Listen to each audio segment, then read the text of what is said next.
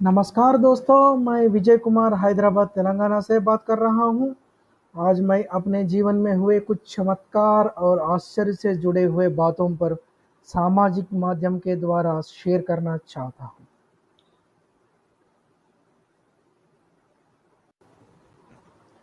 परम पूज्य भगवान ने ये सृष्टि को बनाया था। इस सृष्टि में हम लोग मानव रूप में जी रहे हैं। कई जन्मों के बाद बहुत मुश्किल और दुर्लभ से हमको मानव रूप मिलता है।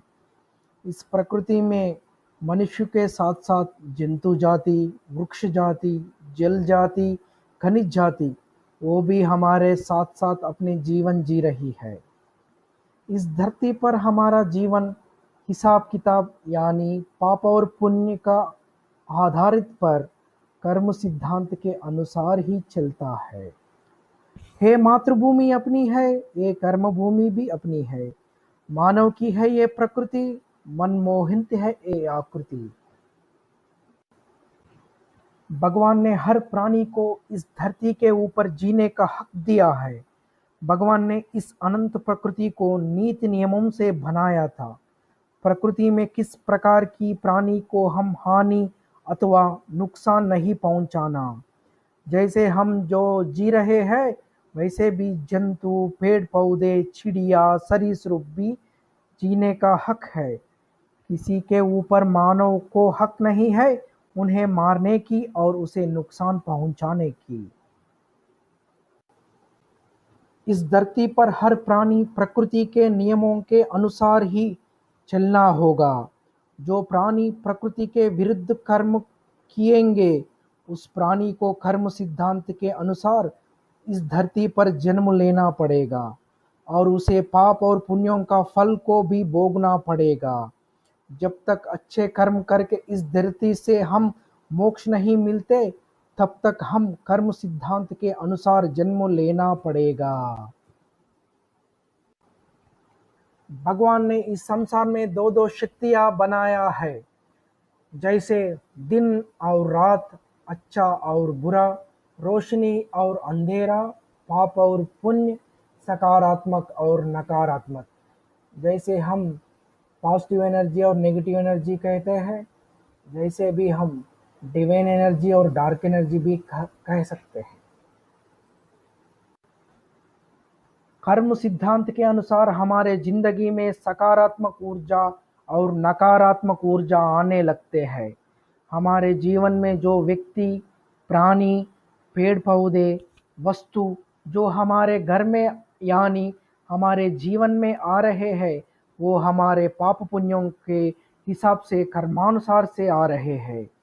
हम लोगों को अंदाजा यानी पता होना चाहिए कि भगवान ने किस प्राणी में, किस वस्तु भांडागार में, किस पेड़ पौधों में सकारात्मक ऊर्जा बढ़ाने वाली शक्तियां दी है, किस खनिज संपदा में क्या शक्तियां हैं। अब मैं अपने जिंदगी में हुए एक अत्यंत दर्दनाक विषय आपके साथ शेयर करना चाहता हूँ। आज से 20 साल पहले हम लोग गांव में रहते थे। पिताजी नौकरी करते थे, माँ हाउसवाइफ थी। मैं 10वीं कक्षा पढ़ रहा हूँ और हम लोग किराए के घर में जीवन कर रहे थे। एक दिन अचानक माँ बीमार पड़ गई थी। 2 दिन के बाद मेरे माँ ने पिताजी के ऊपर चिल्लाने लगी। घर में बहुत झगड़ा होने लगी। झगड़ा घर से अंदर से लेकर बाहर तक आने लगी। पता चला कि माँ को पिता के ऊपर शक आई, यानी नकारात्मक शक्ति बढ़ने लगी। हम लोग लोकल साइकियाट्रिस्ट के पास गए थे। मेडिसिन खाना शुरू हुआ। माँ अपनी मानसिक संतुलन खो बैठा। पिताजी नौकरी छोड़ के शहर आ गए थे हम लोग। फिर भी झगड़ा खत्म नहीं हुए थे। उसके बाद हम लोकल तांत्रिक के पास गए। उन्होंने बोला कि किसी ने माँ के ऊपर काला जादू का प्रयोग किया था। पैसा खर्च किया था मगर उसका असर नहीं दिखाई। दिन ब दिन मानसिक रोग बढ़ते लगा। हम लोग वापस मेडिसिन के रूप दिन ब दिन मानसिक रोग बढ़ने लगा। हम लोग वापस मेडिसिन के रूट में आ गए। साइकियाट्रिक रिपोर्ट नॉर्मल है मगर माँ अब नॉर्मल है। हम लोग बीच बीच में पूजा करते रहे, फिर भी घर में प्रशांतता नहीं मिल रहा है। हम लोग साइकियाट्रिस्ट हम लोग साइकियाट्रिस्ट हॉस्पिटल घूमने शुरू कर दिए, जैसे कि हैदराबाद, बेंगलोर, दिल्ली, और मंदिर भी घूमने लगे, जैसे वाराणसी, चेन्नई, तिरुपति। दरगाह भी विजिट करने लगे।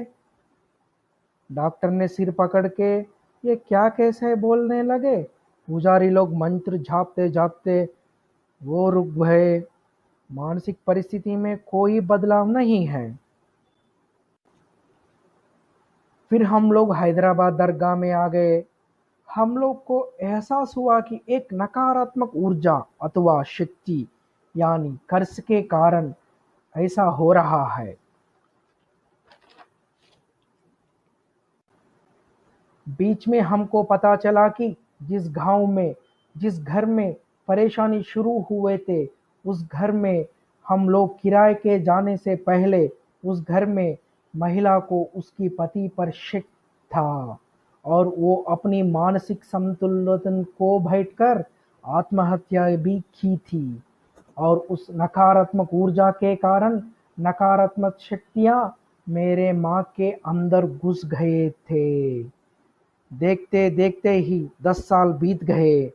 हम लोग ये सच जान गए थे कि नकारात्मक को मिटाकर सकारात्मक को बनाना है। हम लोग मेडिटेशन रूट पे आ गए थे। मेडिटेशन से परेशानी बढ़ गई। 8 साल मेडिटेशन करती रही, मगर परेशानी खत्म नहीं हुआ। पागल बन गया। सबको पता पता चला। समाज में नीच स्थान में आ गए थे। अस्पताल में एडमिट होना शुरू हुआ। पैसे तो आ रहे हैं, मगर प्रशांतता नहीं है।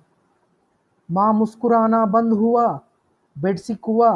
काम पे दिल नहीं लग रहा है। मैं इन सारी घटनाओं से अपने आप को भूल ही गया। अपने बारे में भी सोचना ही बंद कर दिया।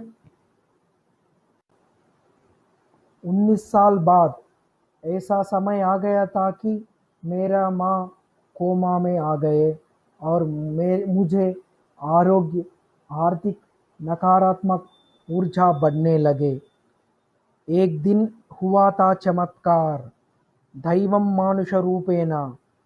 कई महापुण्यों के कारण गुरुदेव का मुलाकात मुझे फोन पे हुआ था और गुरु ने अपना लिया मेरा समस्या। और गुरु के सामने 2 कार्य, एक माँ को बचाना और मुझे सुधारना। गुरुदेव ने मेरे कुंडली बनाया था। मेरे कुंडली में दोष थे। एक है काल सर्प दोष और दूसरा मांगलिक दोष और शनीश्वर का भी 7.5। गुरुदेव ने काल सर्प कवच और मांगलिक दोष का कवच पहनवाया था। शनि को प्रसन्नता के लिए नीलम सर्वोत्तम धारण करवाया था। मेरे शक्तियाँ और ऊर्जा में भारी बदलाव आने लगी। इससे पहले कई डुप्लीकेट और नकारात्मक वस्तुओं का कारण मैं अत्यंत शक्तिहीन था, मगर काल सर्प कवच, मंगल कवच और शनि नीलम रत्न से मेरे ऊर्जा बढ़ गया था। एक समय पे मेरे माँ ने भी असली लुहु सुनिया का धारण किया था। पाप कर्मों का प्रायश्चित भी किया था। इससे पहले शालिग्राम के बारे में मैंने सुना था। डुप्लीकेट के वजह से प्रभाव नहीं था, मगर भगवान गुरुदेव आशीर्वाद के साथ और विष्णु के कृपा के साथ दामोदर कुंड से असली नरसिंह शालिग्राम घर में आ गए। माँ एकदम अच्छा हुआ। मैं भी अपनी लक्ष्य के ओर दौड़ने नहीं उड़ने लगा हूँ। मेरे विनम्रता पूर्वक विनती है कि निस्वार्थ गुरु सांगत्य में असली सकारात्मक भांडागर को प्राप्त करके आप हमेशा लोक कल्याण के काम करते रहे। सर्वो जना सुखिनो भवन्तु। ओम नमः शिवाय।